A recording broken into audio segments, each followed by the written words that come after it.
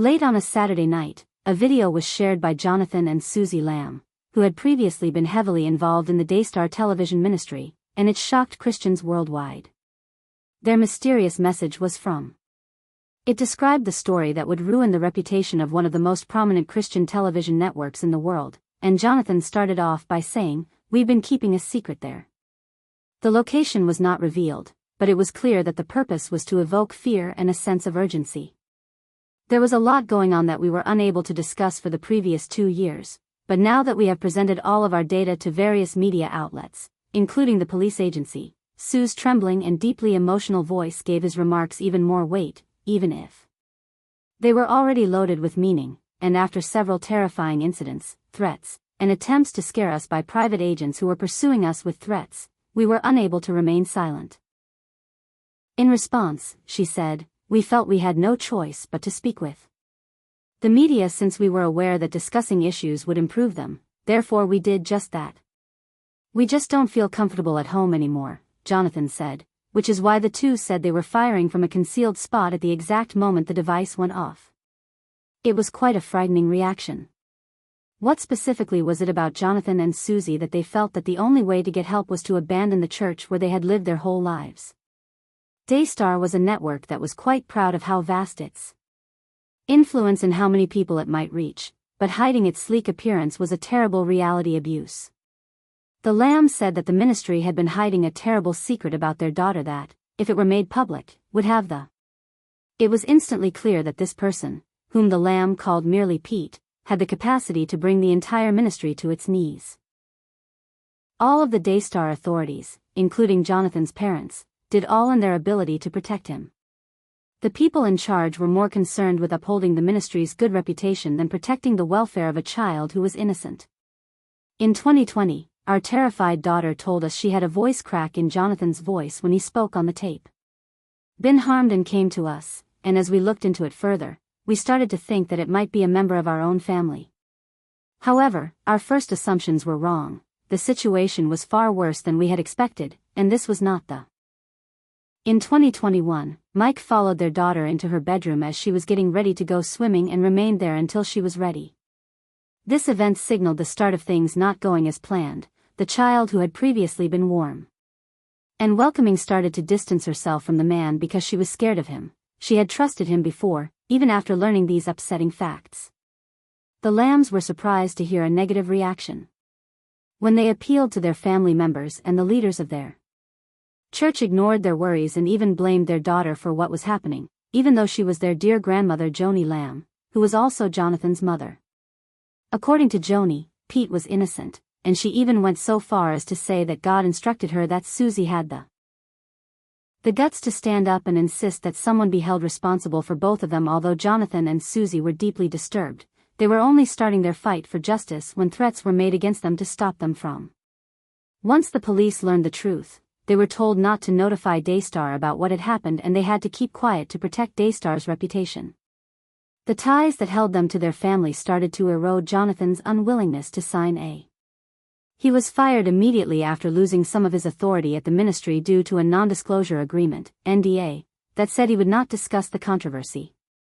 In fact, it was still thought that a power struggle was going on as late as 2021.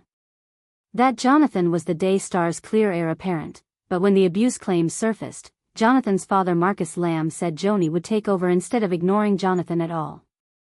Jonathan told his account at a incredibly moving moment, explaining how church leaders had done everything they could to hide the abuse that was occurring. Joni even went so far as to speak with Susie in person and tell her that she was hurting the family while attending a ministry retreat. The Lambs' children were told to sleep near to their parents instead of in a separate room, which made matters much more difficult. Despite everything, the cover-up was nevertheless carried out, and in my opinion, Joni Lamb was more.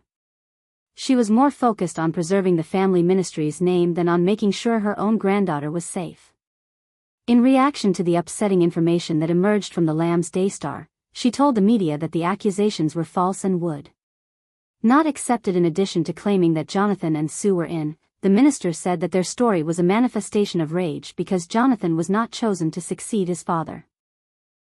Lie. In a statement, Pete's lawyer denied all of the accusations and claimed that Pete had passed a polygraph test.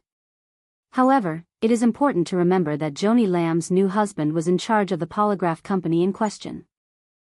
Taking place at sea. Since the Lambs are still speaking the truth, the ministry's response has only been confusing.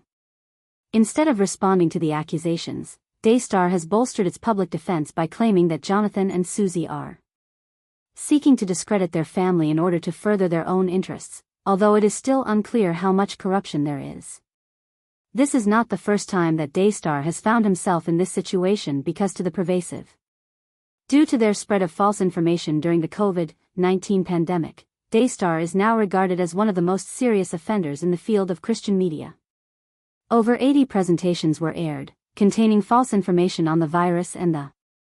In recent years, our ministry has been acknowledged as one of the most important Christian media networks globally, yet behind the scenes, it was rife with false claims concerning vaccines. Marcus Lamb himself told his audience about these claims.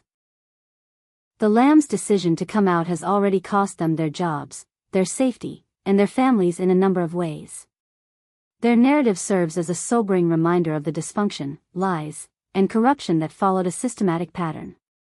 Reminder of the risks associated with unbridled authority, the repercussions of maintaining an institution at all costs, and the need for religious institutions to be open and answerable to their constituents.